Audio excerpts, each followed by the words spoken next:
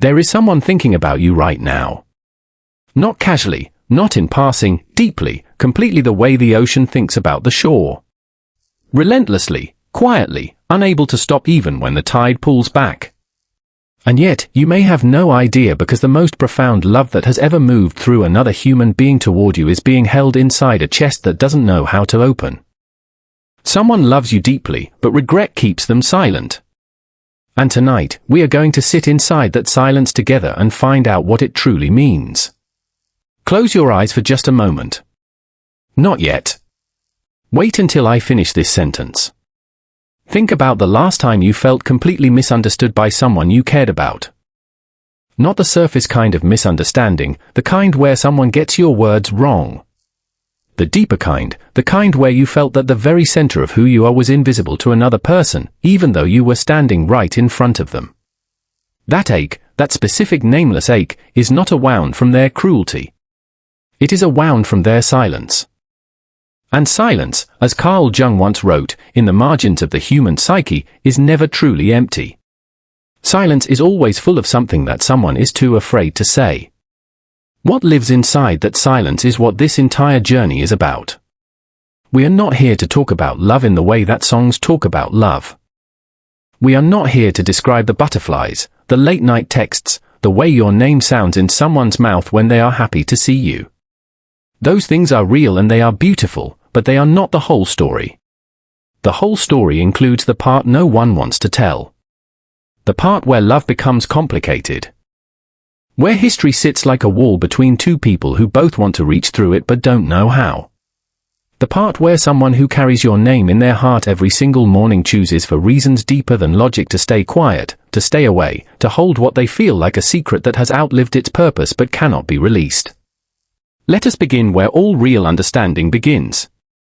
Not at the surface but underneath it. There is a psychological phenomenon that Jung described as the shadow. The shadow is not our darkness in the way we typically fear darkness. It is not the worst of us. It is the parts of ourselves we have learned to hide. The guilt we swallowed instead of processed. The words we chose not to say when we should have said them. The moments where we knew we were wrong and said nothing and then carried that knowing for years until it became so heavy that it changed the way we walk through the world. The person who loves you in silence is not silent because they don't care.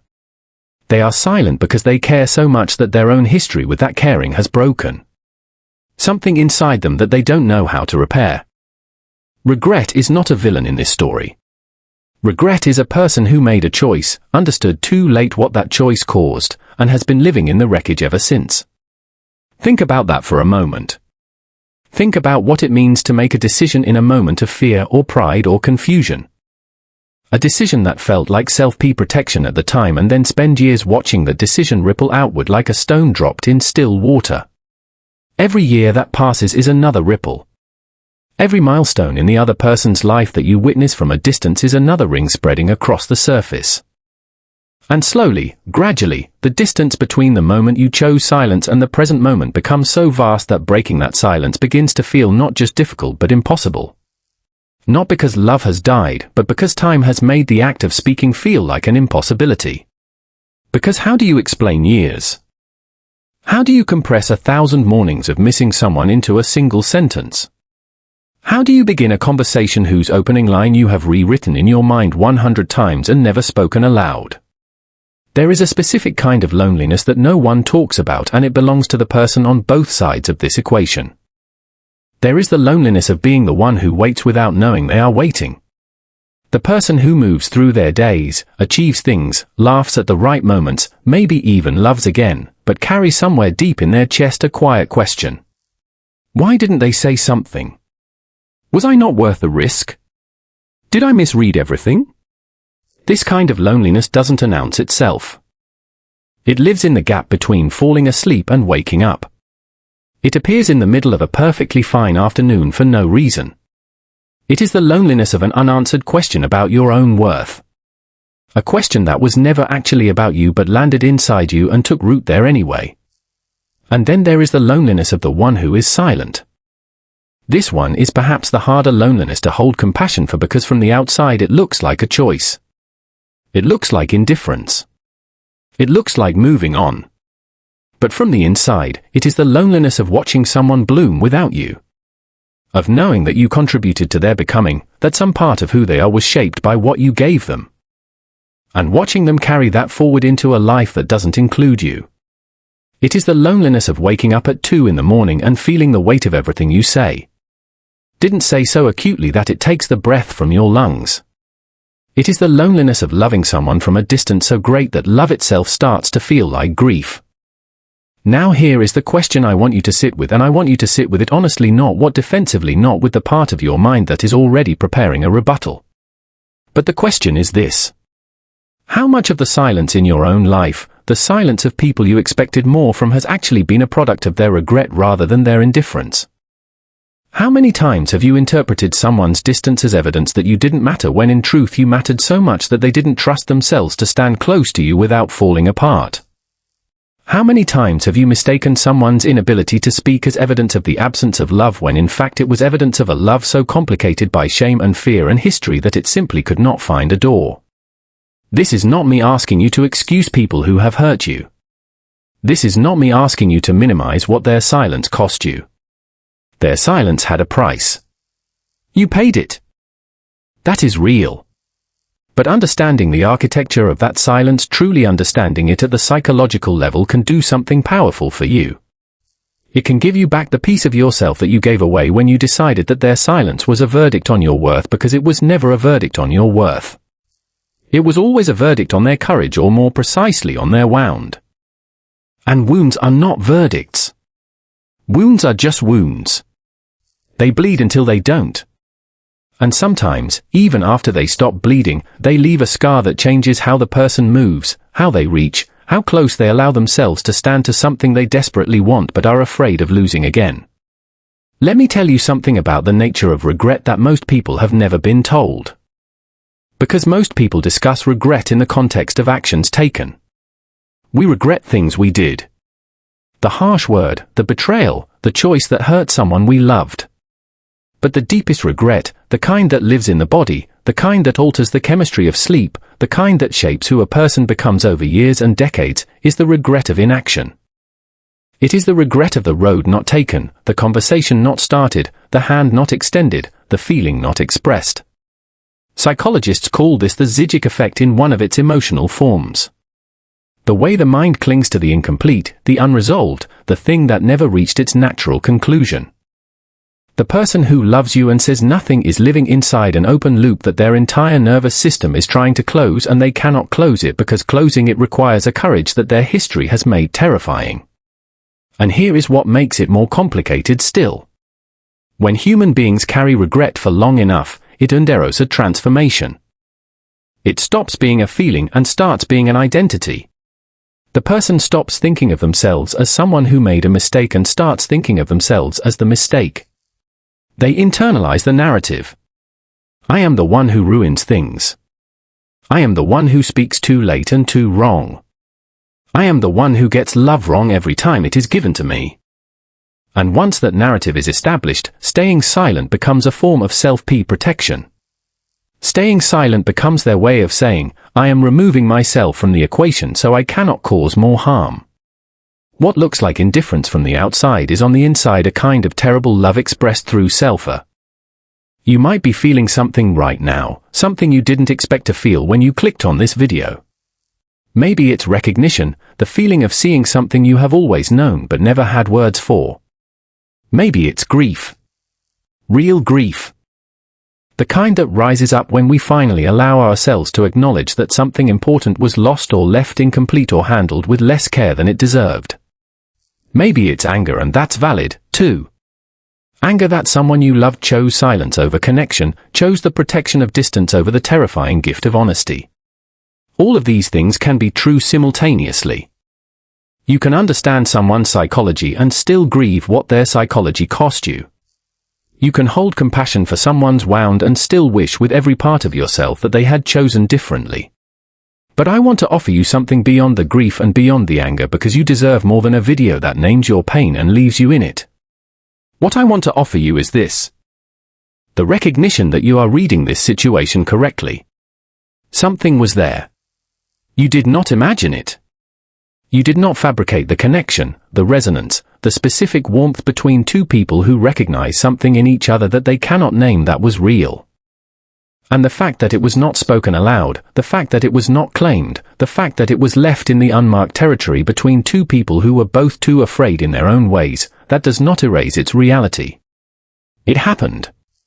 It lives somewhere in the real world even if it never made it into language. Carl Jung wrote something that I have thought about for a long time and I want to share it with you. Now in the spirit it was intended. He wrote that the meeting of two personalities is like the contact of two chemical substances. If there is any reaction, both are transformed. Think about the people in your life who have left an impression on you so deep that you are different because of them. Not just the people who stayed, the ones who left too. The ones who were present and then absent. The ones who gave you something and then for reasons you may never fully understand withdrew. They transformed you. And you, whether they said it or not, transformed them. The transformation is mutual. The impact is bidirectional. And what regret cannot undo is the fact that you reached someone. You reached into the interior of another person and changed the landscape there. Even if you never received confirmation that you did, there is extraordinary power in understanding that there is a kind of peace that becomes available on the other side of needing to be told. The peace of knowing that love does not require acknowledgement to be real. That connection does not require reciprocal confession to have existed. That the most significant exchanges between human beings often happen in the spaces between words in a glance held a moment too long. In the particular way someone's voice changes when they speak to you, in the small and almost invisible acts of attention that a person reserves only for the ones they love without knowing how to say so. Now, I want to speak directly to you. Not to the part of you that came here looking for answers about someone else, but to the part of you that this conversation is slowly revealing to yourself. Because this video is not really about them, not entirely.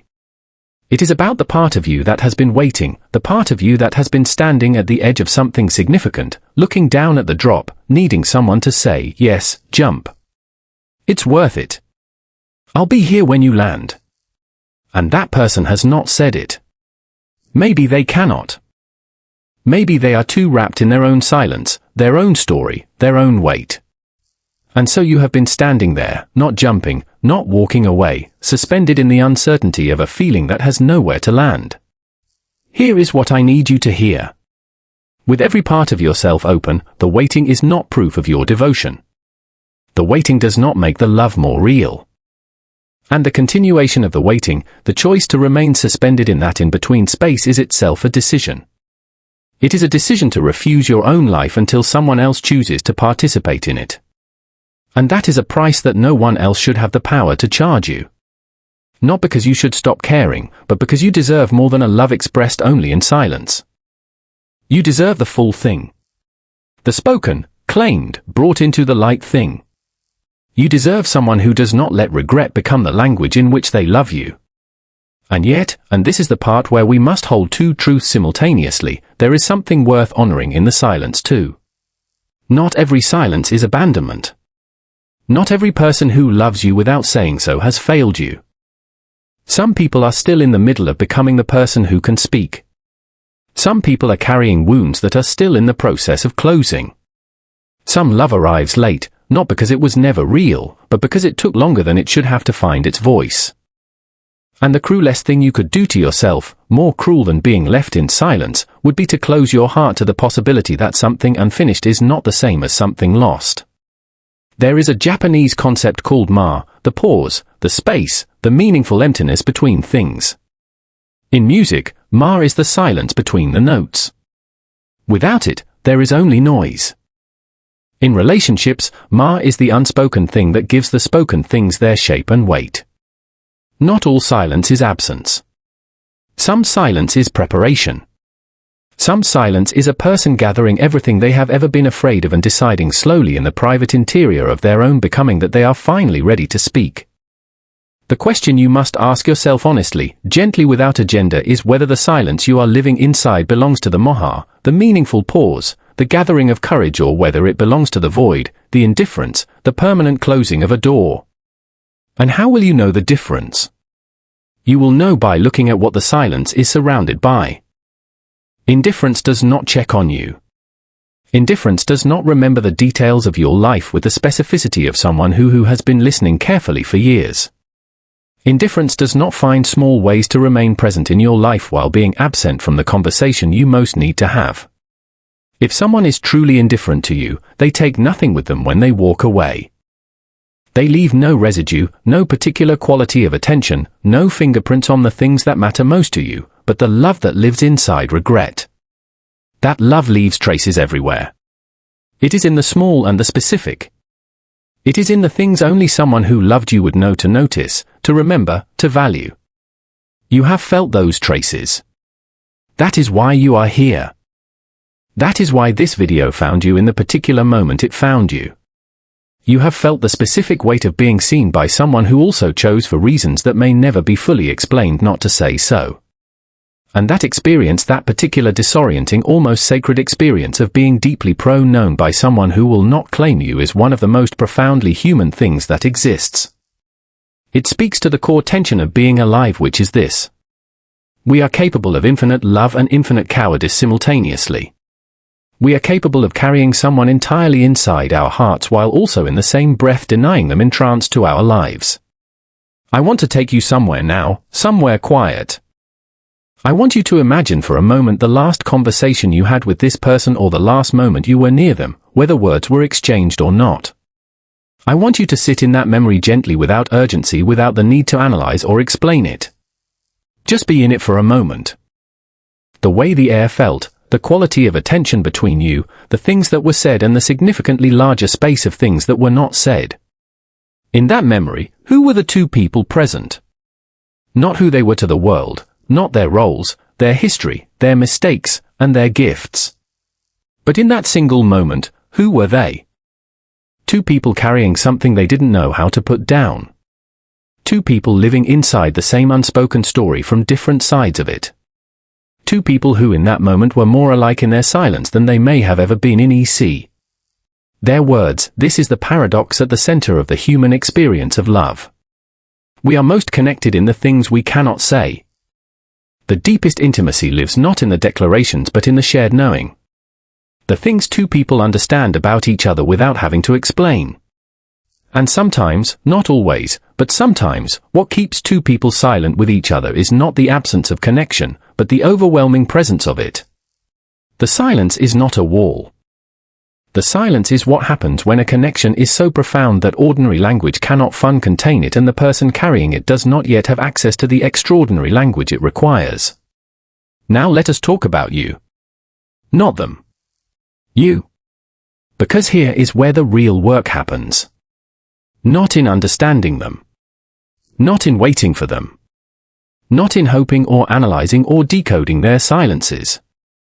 But in returning to yourself, in asking the question that this experience has been trying to ask you all along, which is this: what does it tell you about yourself that you have been willing to live in uncertainty for this long? What does it tell you about your own relationship to love, to worth, to receiving? That the incomplete version, the felt but unspoken, the present but unacknowledged version has been enough to hold you not as a condemnation, as a genuine compassionate inquiry. What part of you has decided that a love expressed only in silence is a love you deserve? And what would have to shift inside you for you to know, not just believe, but know that you are worth the full voice? This is the Jungian work. Not the analysis of the other person, not the excavation of their motives, but the encounter with your own shadow, the part of yourself that has been taught somewhere along the way that love comes with conditions. That love requires you to be smaller than you are in order to be safe enough to receive it. That love arriving in silence is better than no love at all.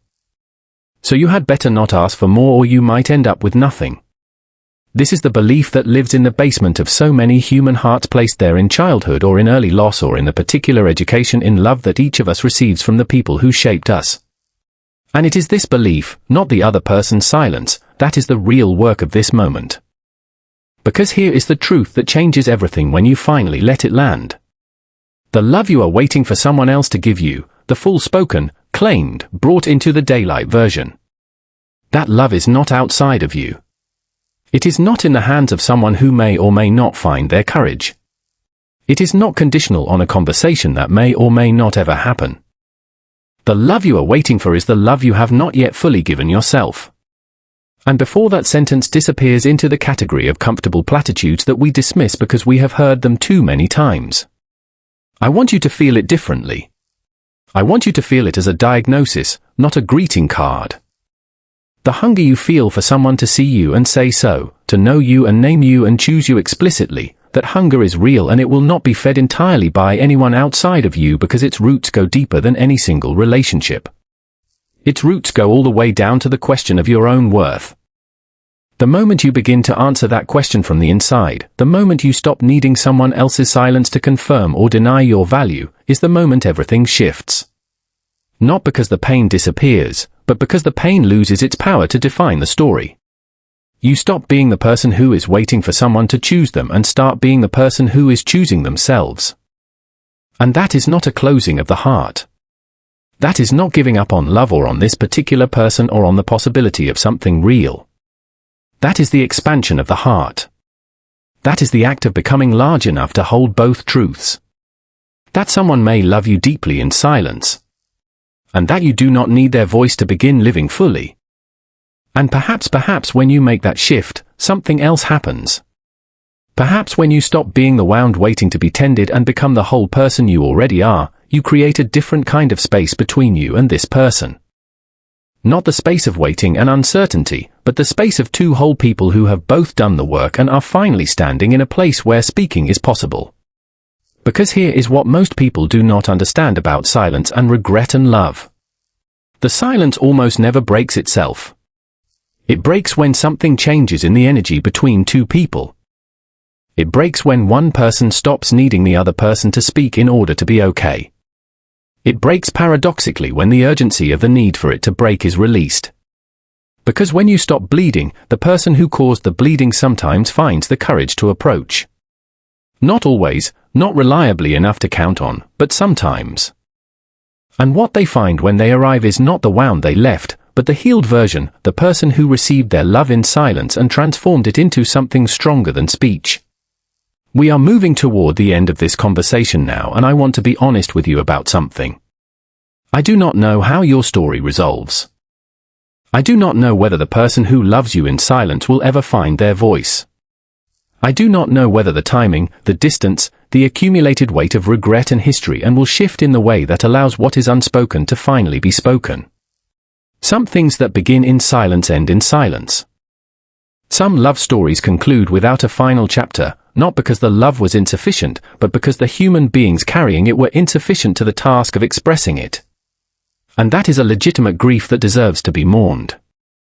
Not collapsed into, not camped in, but mourned with your full chest, with your whole body, with the real weight of what it means to have been loved and left, or loved and left silent, which is sometimes its own particular cruelty. But here is what I know. The experience of being loved deeply, even silently, even imperfectly, even by someone who couldn't find the words, that experience lives in you. It shaped you. It asked something of you that an ordinary, uncomplicated love would never have asked. It asked you to develop a relationship with uncertainty that most people never develop because most people receive easy answers to questions that your life has left deliberately open. And the person who has lived inside that open question, who has sat with the not knowing, who has developed the capacity to hold love and loss and confusion simultaneously without fragmenting. That person is someone of extraordinary depth. That is you. That is what this experience made of you. Ending. Lesson learned. As we reach the end of this journey, remember the deepest lesson Carl Jung wanted us to understand. Not every silence means the absence of love. Sometimes silence is the shadow of regret. Some people carry emotions so powerful that they would rather suffer quietly than risk reopening old wounds. But here's the truth you must never forget. Your life should never be put on hold waiting for someone to find the courage to speak.